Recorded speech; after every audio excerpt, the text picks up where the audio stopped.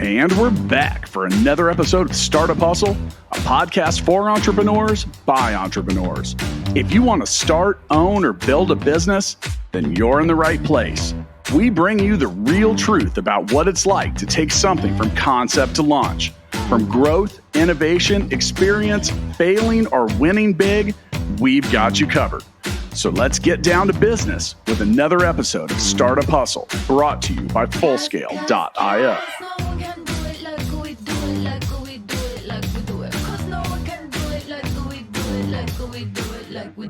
And we're back. Another episode of Startup Hustle. Matt DeCoursey here to have another conversation I'm hoping helps your business grow.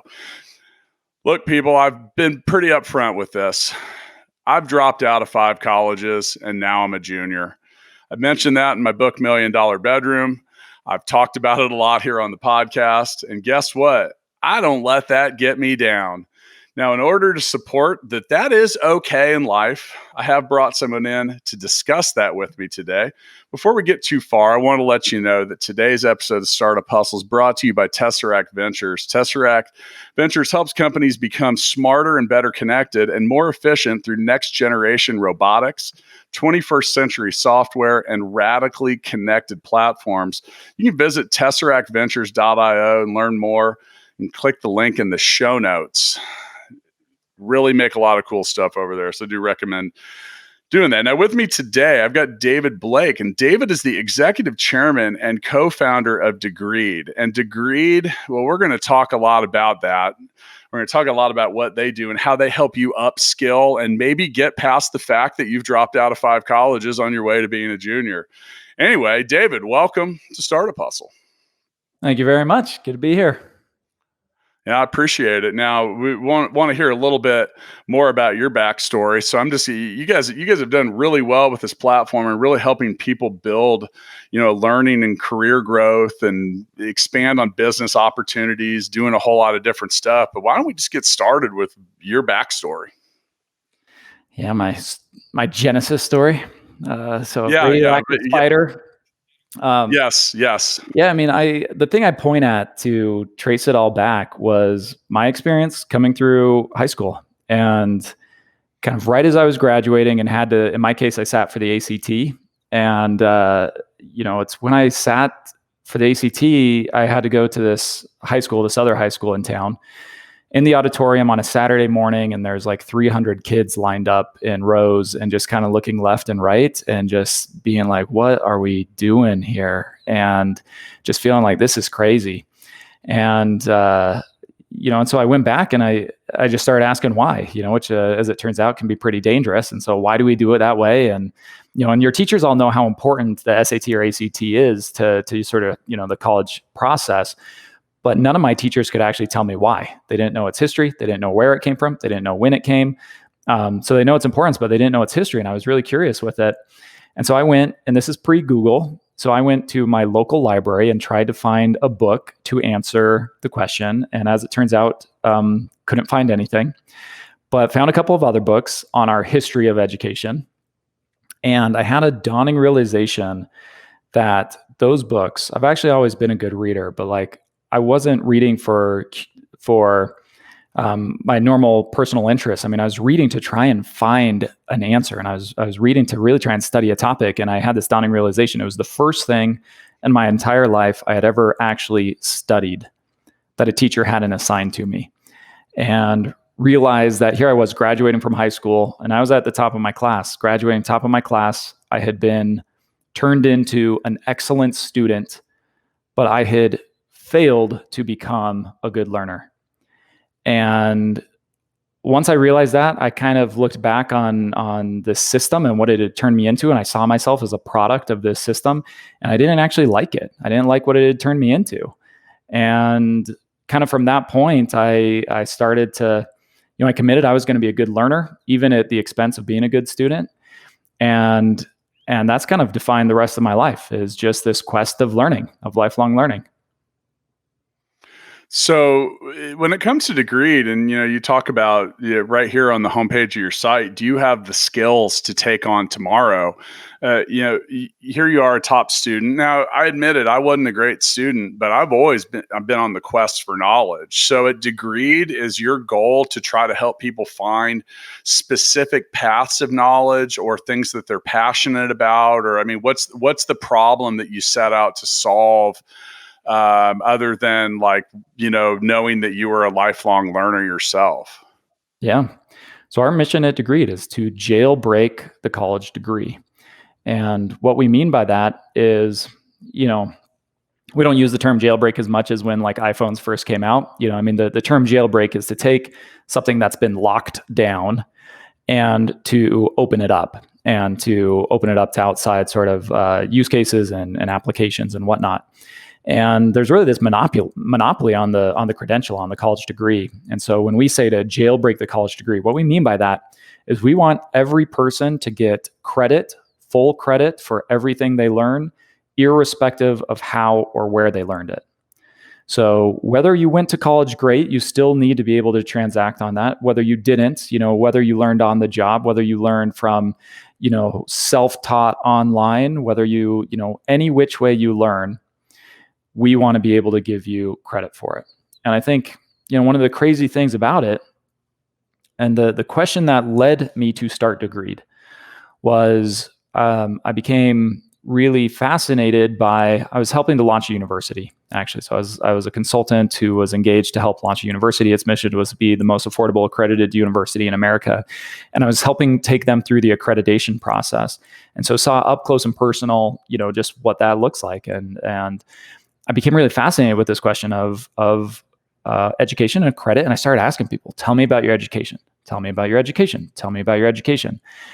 And people inevitably answer that question one way: where they went to university or that they didn't go. And that's an absurdity. And, we can have a different conversation about the value of a college degree in today's world. But if I were to ask you, Matt, tell me about your health, and you said, oh, yeah, well, I ran a marathon 17 years ago. That's an absurd way to answer for your health. And yet when I ask you, tell me about your education, you'll say, well, I dropped out of 5 colleges.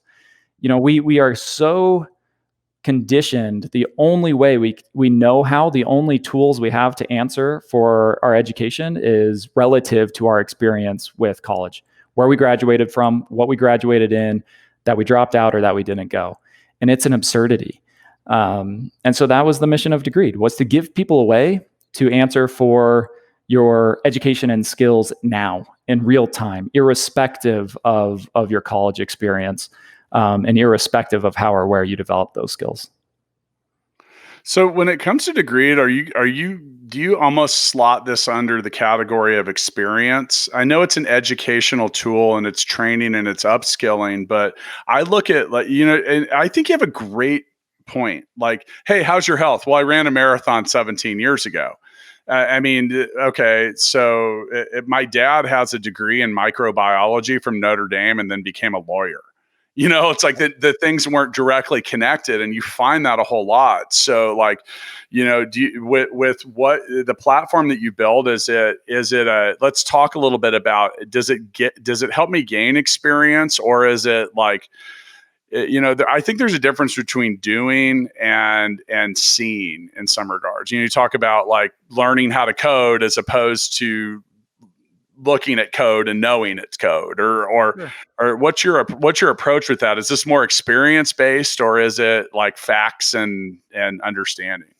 Yeah, I think you just skated across a lot of good topics there. There's certainly more of a premium on skill today than there is on knowledge, because Siri and Wikipedia can tell us kind of all the knowledge in the world. So Sure. It's kind of lost its premium.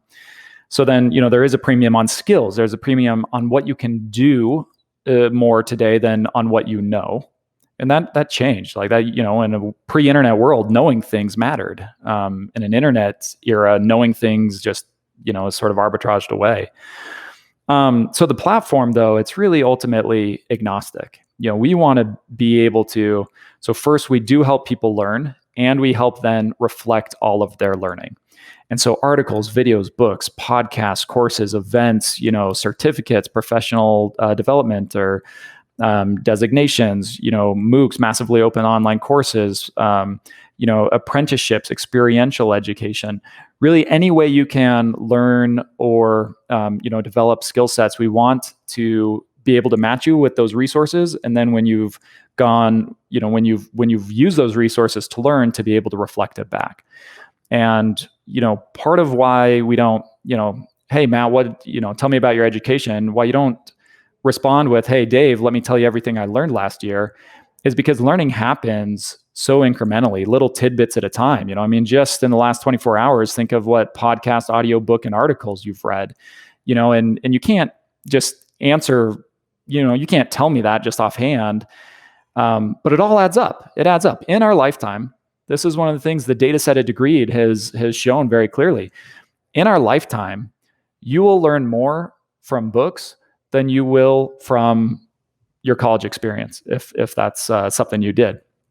And not by a little bit, by like a lot. You'll learn like 6.5x more from books in your lifetime as a average person than you will as the average college grad from your college experience. And so, that stuff adds up. And yet, so if you've learned 6x more from the books you've read than you might have from your college experience, but when I tell me about your education, you still tell me where you went to college. You don't tell me what books you've read. So Degreed is the platform. It takes all the articles, videos, podcasts, events, all of it, your work experience, your mentorship, your apprenticeships, your internships. It adds it all up and it helps translate it into the skills you've developed and gives people a very clean, simple way of answering for their skills. Yeah, I couldn't agree with you more. Now, I always joke about the 5 colleges. The fifth one was a top 10 business school. So, I learned a few things that along the way to that. I wasn't even expecting to get into it. I got into that school based on the experience and the things and the knowledge that I had gone out and acquired for myself, which, there's a couple different paths here. Now, looking back at my own story, it would have been easier to maybe get myself into some of that experience had I traditionally finished school the way that people did. Now I'm 45 years old, so I'm kind of on the both sides of this. And I hear what you're saying. At one point, I grew up, I come from one of those everybody in my family has letters after their name, and then there's me. And I mentioned my dad went to Notre Dame. I was the first male in my family in 3 generations to not go there. I didn't even have a chance. I didn't even apply. I wouldn't get had no. But one of the things, you talk about experience and skills versus, there is something to be said about the degree, and I never want to poo-poo on it, but it definitely shows the ability to execute a plan, to be trainable, to get after a lot of stuff. But then a lot of people get out of school and that's just kind of where the learning stops. And, my firsthand experience with so much of this is at Full Scale. And that's the company that I actually work at for my day job when I'm not recording podcasts. And we employ 200 developers, where we had to build our own certification tests just to trust what they were because, we get people that show up and they're like, hey, I have a computer science degree and I've done this and I've done that. And they're terrible at what they do. And, so we had to build our own assessments and stuff like that. How much of that has occurred? Now, for those of you listening, Degreed offers over 1,500 certificates. They have 1,500 certifiable skills. I know what we went through to make just under 30 for our own recruitment and certification process. So I'm going to literally take my hat off to you for having the patience and discipline to get through 1,500. But, how did you begin to decide what was, by the way, you talk about changing. My downstairs in my house right now, my kids are in virtual homeschool with my wife. And we were talking about the curriculum. Now, when I was in school, pyramids had mummies inside them, and Pluto was still a planet. And apparently none of that's true now. So some of that has changed. But how are you handling that and the ever changing skill sets and things that people are looking at with your own curriculum? Yeah, so you referenced early on there, Notre Dame, and you're the first, kid in the family not to have letters behind your name. And what listeners might not know is Matt's, parents were giving him a hard time. So he sought me out to come on the show and try and validate Matt, to his parents that you can still be a good son. I get an honorary degree for having the degree. Guy. So, we will give you your honorary PhD and put those letters behind your name for you. But I mean, Matt DeCoursey, ABC. That's he didn't say what we couldn't agree on what letters, but I'm getting some. Yeah, it's and funny enough, I mean that's when we spend money to go to college, we're buying a lot of things, and funny enough, what the money isn't really going towards is the education. I mean, right now you can go online and get yourself an Ivy League education for free. If you are, and it's totally accessible now between edX and OER, Open Educational Resources, and the MOOCs and Coursera and FutureLearn, you can go get yourself an Ivy League education for free. So what are we still paying for when we go to college? Well, it's a lot of things. It's the credential primarily.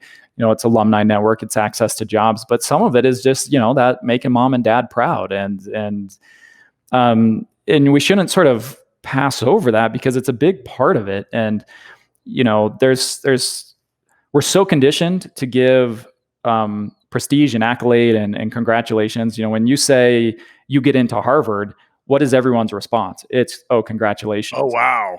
When you say, hey, I'm starting my startup, well, I can tell you what my parents' reaction was, and it wasn't congratulations. It was like, are you kidding me? And so we've got to think about how we just treat lifelong learning, informal learning, alternative, pathways of education and skilling, because that validation we give to formal learning, but withhold from informal learning, it really has to change. I think in terms of the skills that we certify, I mean, our approach, there's a lot of different approaches out there, and I think the world will come to recognize that certification, the college degree was this behemoth. It had a monopoly on credentials. And so when we think about credentials, we tend to think about the college degree, and we tend to think about it in terms of, helping us get our first job or two out of, when we're young, early in our career. But, I actually think there's going to be lots of credentials in the world as we move forward. And if you think about education, there's articles and there's podcasts and there's a Harvard MBA degree. And those all do very different things in your life, and we're very quick to recognize that there's lots of modalities of education. But when we start to talk about credentials, people just kind of lump it all together. And yet I think there will be, as just as there's articles and podcasts and MBA degrees, I think we'll start to see lots of different credentials. And so the Degreed Credential in particular is all about giving, helping to signal your highest level of applied mastery in a skill. And so it's evidence-based. So it's not a quiz. It's not an assessment. It's mastery. It's evidence-based. So you bring forward against the skill you're trying to get certified in, you bring forward the evidence that you have mastered that skill. And, we believe that's a better approach because it allows everyone to put their best foot forward, to be measured by their highest level of accomplishment rather than by their memorization and recall of a subject. Someone that employs just under 200 people at the time of this recording. I have a strong appreciation for the people that go out and get these kinds of certifications, whether they're degreed or wherever they're at, because it shows a level of character, and you want to hire and be involved with people that always have a desire to improve themselves, and they want to either fix their flaws, chase their passions, or just, it's oftentimes both. And one of the things that I found with the traditional education route is there's a lack of agility that exists with platforms like Degreed. Like, I'm looking at your site, and your top skills: user experience design, social media marketing, change management. I mean, some of these are the product management, and these are oftentimes in schools, they're years behind at developing curriculum or offering the kind of things that the internet and the world change so quickly now. Something that you might graduate. Well, I've talked to so many people. They're like, well, I have a computer science degree. I'm like, cool. Are you a programmer? They're like, no, I haven't touched it in 20 years. I'm like, can you write code? They're like, nope. Wouldn't know how to do any of that now. And, so there's something to be said about the person that is, we've talked a lot on this show about keeping the tools in your toolbox sharp and keeping them current. And, if you're showing up to a job and you've got, hey man, I've got these stone tools, but they still cut.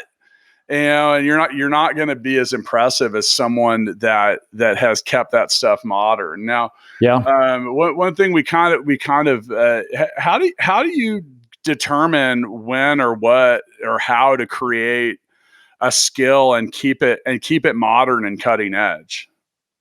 Like, what's your process?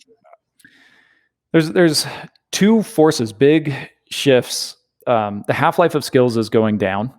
So, when you went and learned, whatever it might be, when you learned C++, I mean, sort of the life cycle of how quickly it would change, was slower. And so the half-life of skills is accelerating.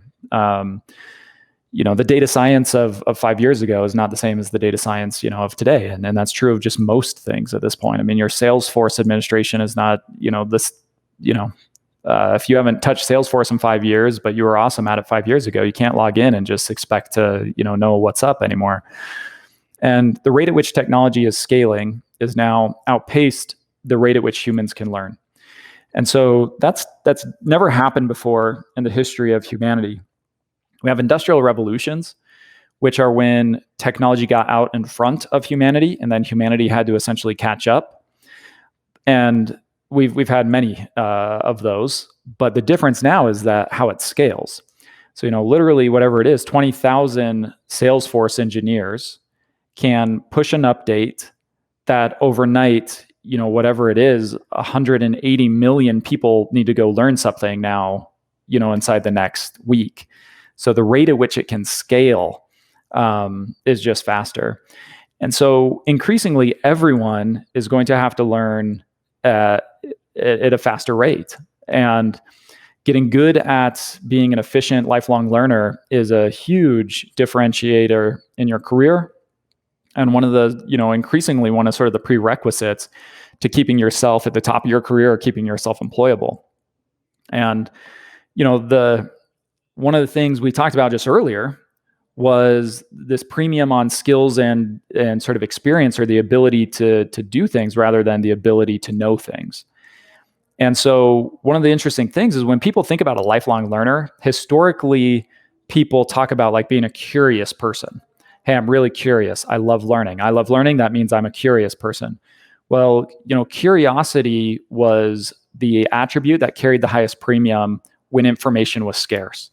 When information was scarce and knowledge held a premium, your curiosity, your willingness to go and find that information and assimilate and read and assimilate the information held a premium. But in a world where knowledge doesn't actually give you a big advantage in your career, it's about developing skill. And developing skill is actually not all that much about being curious. Developing skill is about practice. How good are you at learning something, applying it, gathering feedback, and practicing that thing. And so one of the things we've learned is just, being curious might make you a good academic, but it's not going to make you a highly skilled individual. And so being a good career learner is kind of its own skill set now.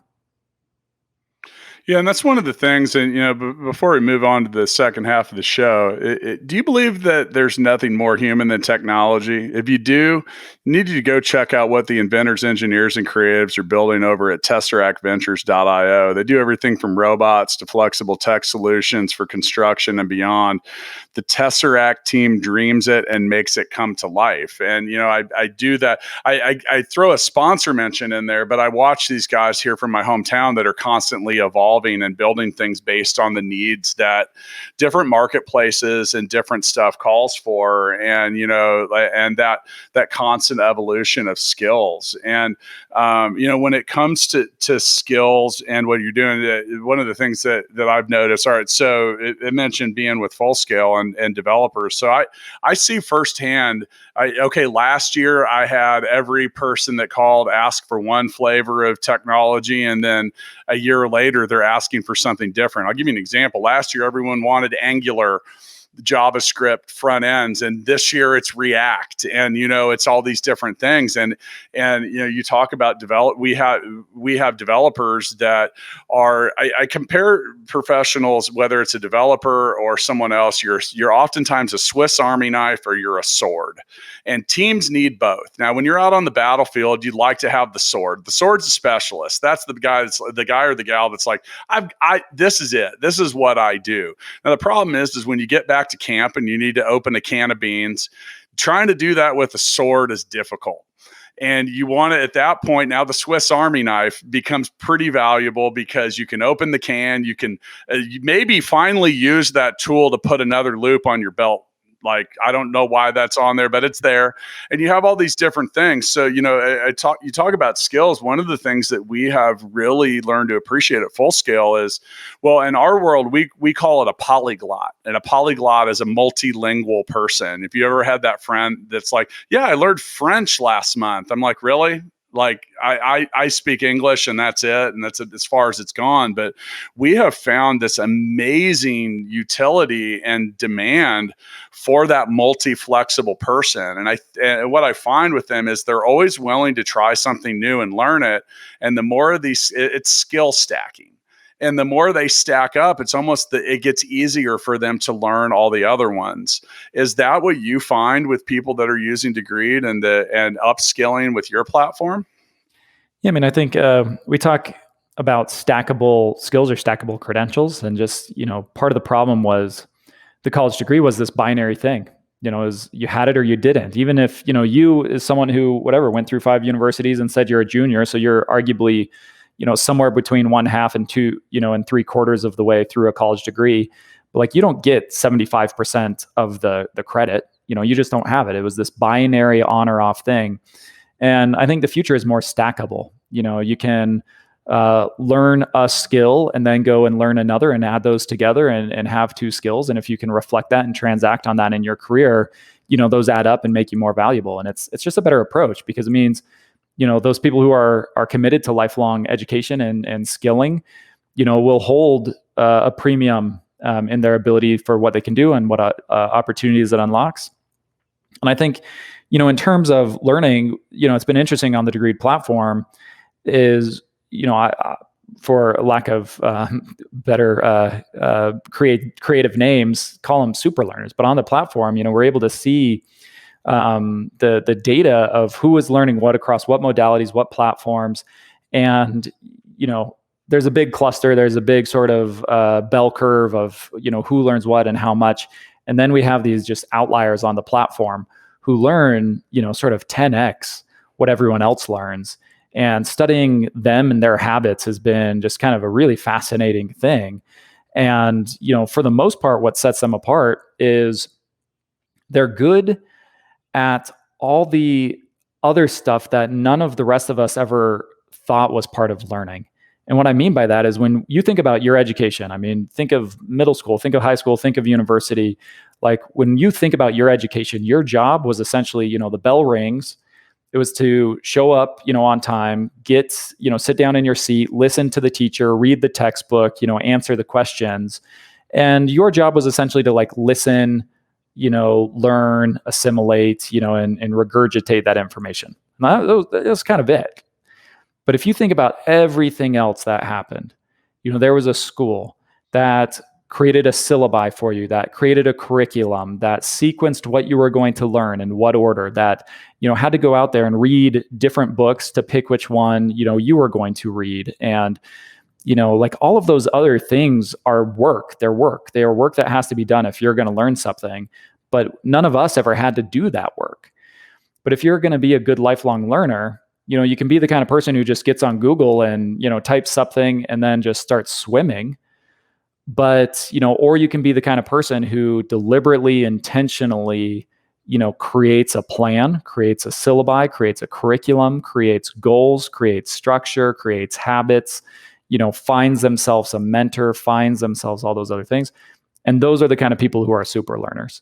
And they're terribly fascinating to see because they can just learn at a rate that's 10x, faster than any of the rest of us. And that's that polyglot type person that I mentioned, because there's an elasticity and an agility that begins to form with that. And it's like, so we have some developers that'll take an assessment related to a coding language that they've never even touched, and they'll get a huge score on it because they've just learned how code works. And but that's from embracing that Swiss Army knife approach. Okay. So you talked about, the mentoring and the different stuff that helps us grow professionally. At Degreed, or you personally, who's mentored, partner, or invested in you or your business that's really made a significant impact? And then tell me how or why. Yeah, I mean, there's some overlap to that Venn diagram. I mean, my mentors, my investors, in my career, Ann Dwayne, who is a co-founder of military.com and a CEO of Zinch, which is where she would be my boss, which would be acquired by Chegg, now publicly traded education technology company, and now a partner at Village Global. She's a venture capitalist. She was really the model of the mentor to me early in my career, the model of sort of leadership and entrepreneurship that I've really sort of taken on in my career. I'd say the one adage I repeat most often from Ann Dwayne is, manage to the constraints, and how quickly the constraints change is how good of a job you're doing at management. It's a great ethos for navigating the ambiguity of startups and entrepreneurship. When there's 1,000 things that you kind of, could be doing, there's 100 of things you should be doing, how do you ever pick? And it's just this adage of, you manage to the constraint. Well, what's the one thing that's keeping me from, accomplishing what I need to, and you go solve that. And then there'll be something else between you and, $100 million. And so you solve that, and, you just sort of always identify the constraint and then you attack it. In terms of investors, we've got, early on, just from the sort of celebrity investors, from Mark Cuban to, very meaningful angels and Chris Iyer and Mike Leventhal, who do also qualify as kind of those mentors. We've raised now sort of roughly $200 million into Degreed from institutional investors, Al Ventures, Signal Peak Ventures, Jump Capital, GSV, and others. And so it's, we're 8 years into the journey. We've been through many of the letters and financings and rounds, and and it's added up for a great group of people. And I'm not one of the people who resents the venture-backed sort of path or route. I admire and respect the bootstrapped and other approach, but very much have a great group of people behind this business. Raising capital is such a hot topic on this show, and really just in my life in general. I mean, I spend all day, every day talking to people that, at your stage of business, or the guy or gal that's trying to get started. What's a little bit of wisdom or something from, you talk about raising $200 million, and congratulations. And I don't say congratulations on the 200 million. I say congratulations on not jumping off a building to this point, because episode 2 of Startup Hustles, titled Getting Funded Sucks. And we started this podcast to just tell the real story of it.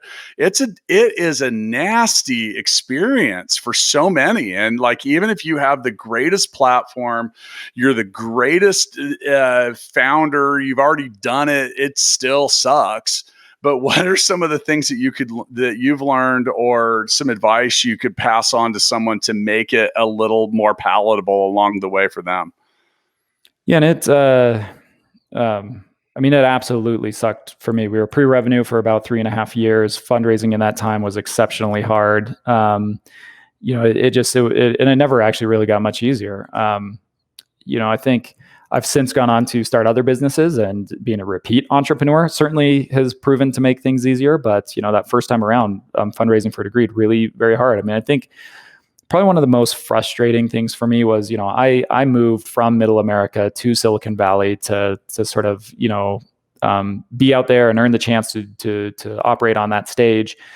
And, you're told all the investors are there to, change the world and take big risks and take big swings and moonshots and whatnot. And, for the most part, most investors don't want anything to do with you until it's fully validated and fully proven and there's no risk left and you've already changed the world. And so, I came to really admire and respect, the few sincere investors who, Deborah Quazzo of GSV Ventures, who I had never met at the time, she invested on the spot the first time I met her. And, she did so because she had a thesis for what the world was going to look like. And when she, found a startup and a entrepreneur that sort of, thematically fit and had the conviction for what we were doing, just invested there on the spot. And, so to those investors who kind of truly are willing to, be out in front, just a terrible and a mad respect for that. I'd say, for like it or not, so much of it is about your ability to storytell. It's about your ability to pitch. It's about your ability to create deal heat. It's about your ability to create some competition and almost call it deal heat, call it putting investors sort of against each other and to create leverage. So much of the process, 80% of the process, feels like it's about those skills, which is frustrating to me and was hard to sort of appreciate and realize, because that has almost nothing to do with your business. That has nothing to do with whether or not you're good at, seeing the market and the opportunity and executing and your subject matter expertise on, in my case, education and the future of work. It has sort of nothing to do with that. It's its own skill set. And whether or not your business is awesome and you're awesome at running your business, you also have to learn and develop the skills of fundraising. And that was kind of hard for me to come to grips with. Is that a skill that's now offered in Degreed? Because it feels like it could or should be. I said, yes, I'm actually not kidding, because you can't. It's really difficult to explain what that's like until you do it, and it's so humbling. And look, as entrepreneurs, we have and founders, we have a certain level of ego, or maybe it's just stubbornness or blind belief in ourselves. And you often walk into a room, a meeting, a call, however it is, and it's like that implodes immediately for many people, because you've got someone, I don't know, you get it, like I said, until you've been in there. It's not just like an episode of Shark Tank, people. I'm watching David shake his head on the video here, because it's not. I mean, and it's a very humbling experience, and it's very difficult to deal with. Now, we've had, we're coming up on 500 episodes of Startup Hustle, and we've been doing this for a while. And we've had a lot of people that are VCs and investors, and we've asked all of them basically the same question: do you like to bet on the jockey or do you like the horse? And like, well, I like both. I'm like, yeah, but you got to pick one. And unanimous vote on the jockey. And the thing is like a great ideas. Look, I don't want to cheapen this but great ideas are everywhere. People that can lead those great ideas to success through successful execution and get other people to believe in it. Now that is very rare. And therefore, like David said, you got to get in there. And I wrote this down. I love the term deal heat. Yeah, you can't have an auction with only one bidder, people. So, listen to that. Get as many people interested. I talk to a lot of people that say, well, I didn't get the investment I needed. I'm like, how many people did you talk to? They're like, 2. I'm like, okay, well, you're about 198 short. Yeah. And that's the whole thing. And I'm curious, how many people did you have to pitch to or go through before you got that first dollar in? I mean, I probably made it, I don't know, probably 45 to 50. So the very first time I was trying to raise money, I was 28 when I started Degreed. I was under networked. I was under resourced. I was an outsider to Silicon Valley. I hadn't graduated from a prestigious university. So I was starting at the bottom. I mean, you have to start with the analysts and the associates, and then they pass you up to the principals, who might pass you up to a partner, and then if you impress a partner, they add another partner, and eventually you pitch the partners group. And, so it's a big funnel. I mean, at the top of my funnel was probably, 45 to 60 VCs the very first time. Passed through, I made it to probably 20 VCs. I probably got through to, like 7 or 8 sort of full partner groups, which was fantastic. And this was Sand Hill Road. This was the tier 1 VCs, and got to the sort of the back of the process where ultimately it's kind of, term sheet or no term sheet. And in my case, it kind of hung there. And it's a skill to get that first yes, to create that deal heat, to get someone to take, lean in. Everyone always has the incentive to sort of hang back, to hang around the rim. And it froze, and it never came together. And sort of, what should have been a yes or no sort of hung there for a few weeks and slowly turned into no's. So I would then go on to take another, a year and a half of raising from angels, and ultimately just one person at a time, one check at a time. It would add up in the end. I was able to raise what we call our seed financing, $1.8 million into the seed financing, but start to finish, that took me 2 years. And I don't know. I mean, ultimately, by the time I got to the 1.8 million, I'd probably had 200 meetings. And if you break it down in terms of the numbers of hours I had spent pitching to, get that far, I mean, it's immense. It's hundreds of hours, pitching. And I got angels. And then even as we did our Series A, again, the funnel and at the back of our funnel, I would ultimately get one term sheet. It was not competing term sheets, and it was not, like it just at every step, I've been turned down. Most of my investors turned me down.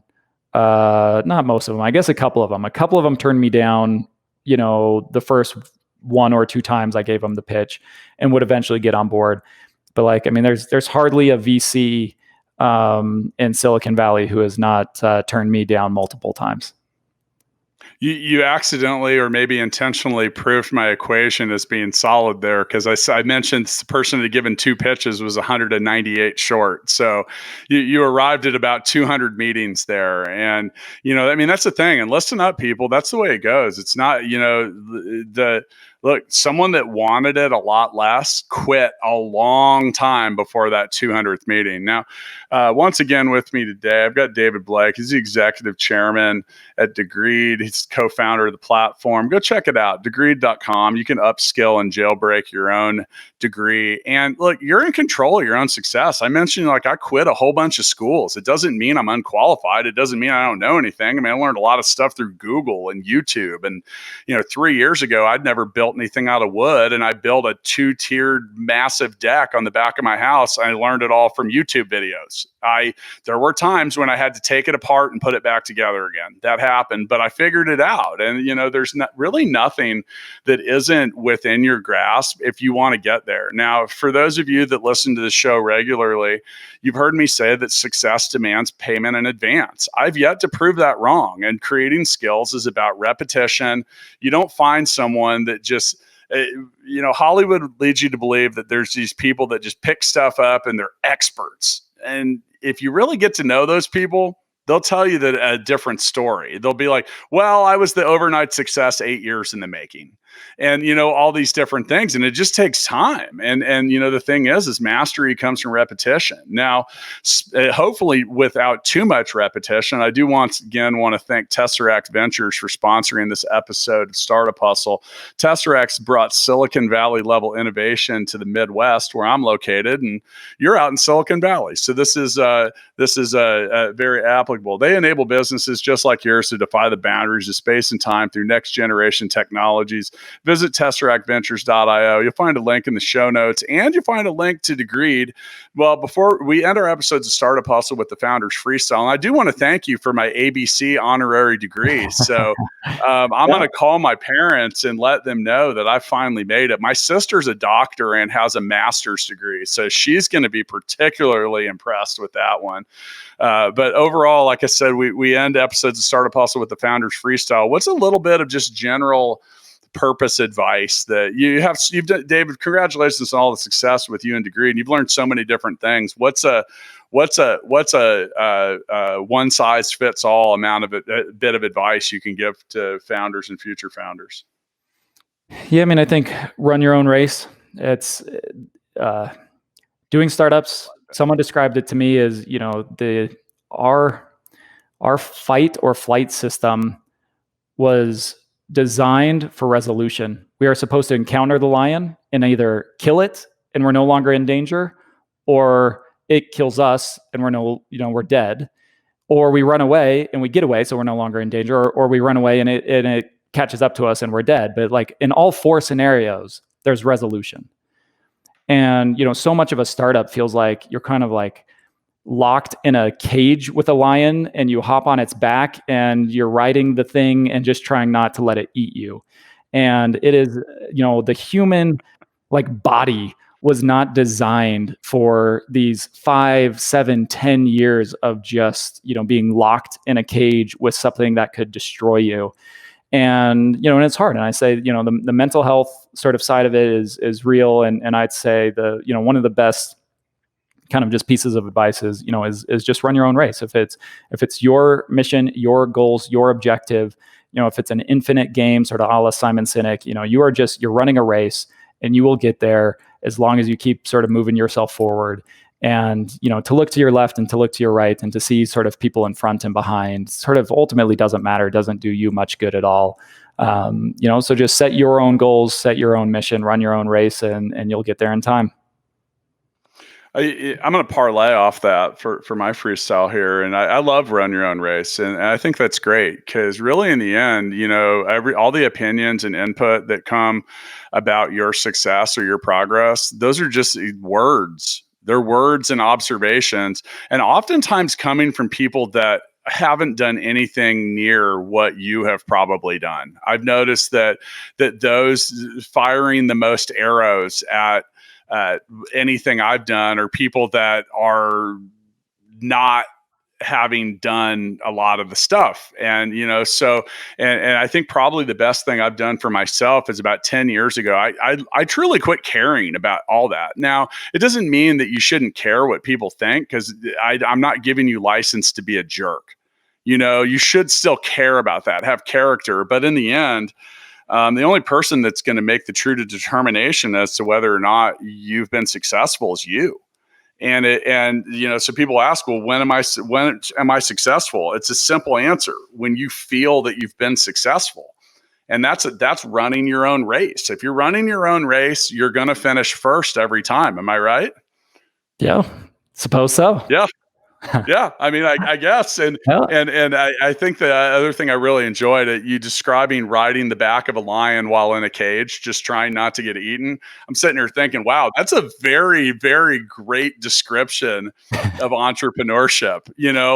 Be prepared to wake up at 9 a.m, ready to take over the world, ready to give the whole world back by noon, and then you're hoping around 4 or 5 that you're back on that upswing, because I mean, that's it. And look, use David's story as an example. Get out there and look, if you really believe in what you're doing and you're passionate about your idea, your business, and whatever, look, it's going to take more than 2 meetings. It's going to take time. And the people that are going to write the checks, they want to see you fight through that. I've invested quite a bit in businesses, well over $1 million in the last year and a half. And I love entrepreneurs with scars. Why? Because they get up off the mat. They don't quit. They're passionate about what they do. And if you're not passionate about what you do, investors and everyone else, we see it and we smell it and we feel it instantly. And those are the people that quit. Those are the people that don't make it to the 200th meeting or get through the times that are tough. And times are tough right now for a lot of people, but it's about how you react. So many great things in this episode. David, thanks for joining me. And for those of you listening, go jailbreak your own degree at Degreed. Yep, I'll see you next time.